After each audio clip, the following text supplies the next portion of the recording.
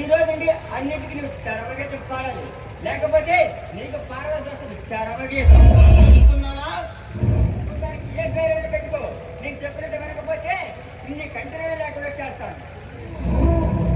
నా ఇంటికి వచ్చి నన్ను మొట్టమొదటిసారి పేరు పెట్టి పిలిచిన పోలీస్ ఆఫీసర్ నువ్వేరా? నీకేం కావాలో చెప్పు. నీ రాజ్య మర్యాద కోసం నేను ఇక్కడికి రాలేదు. ఏపీ 312 లారీ వెహికల్లో నకిలీం చేస్తున్న గంజాయి పట్టుబడింది. ఆ వెహికల్ నీదే నాకు తెలిసింది. నాది కాదు. నీదే నాకు తెలుసు. అందులో ఉంది గంజాయి కూడా నాకు తెలుసు. నాకు ఎన్ని లారీలు ఉన్నాయో నాకే తెలియదు. అందులో ఏ లారీ ఎక్కడికి వెళ్తుందో ఎవరు లోడ్ చేస్తున్నారో నాకేం తెలుసు. నీకు అన్నీ తెలుసు, కానీ నువ్వు నా దగ్గర నటిస్తున్నావు అంతే. నిజం ఒప్పుకోకపోతే ఊతలు లెక్కెట్టలే చేస్తావు. అవును, నాదే. అయితే ఏం చేస్తావు, ఏం చేయగలవు?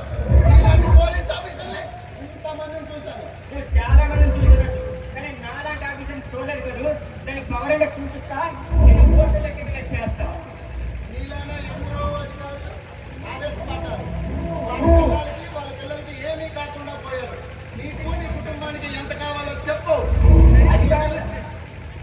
అధికారులందరూ నువ్వు ఇచ్చిన లంచాలకి ఆలస్యపడతారని నీ గ్రహపాటు, నీ వెనకే ఉంటారంటారు నీ పొరపాటు. అంటే విజేంద్ర భూపతి బ్యాక్గ్రౌండ్ ఏంటో తెలిసే వచ్చావా? ఈ విజేంద్ర భూపతితో పెట్టుకున్న ప్రాణాలు ఎందరో, పోలీసుల ప్రాణాలు ఎందరో గాల్లో కలిసిపోయాయి. రికార్డులు జరిగాయి. నా రికార్డ్ ఏంటో ఒకసారి నీ వెనకలు నిచ్చాను అక్కడికి చెప్తారు. నా పూర్తికున్న పవర్ ఏంటో నీ వెనకలు చెంతగలని చెప్తారు. పోలీస్ పవర్ ఏంటో. ఈ 20 సంవత్సరాలు ఎవరు పేకండి, నువ్వు ఏదో సడన్ గా పడుకొచ్చి పీకేస్తా అంటే పీకించుకోవడానికి ఇక్కడ ఎవరు సిద్ధంగా లేడు. చూడు వెళ్ళు, ఏం చేసుకుంటావో చేసుకోపో.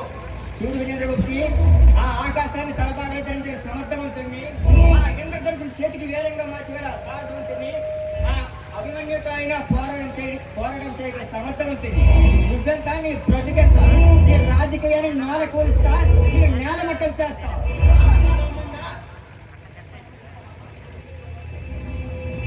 అంత దమ్ముందా? నా దమ్మెంటే నీకు ఇటువైతే చూపించాలనుకుంటా, చూపించాను కూడా.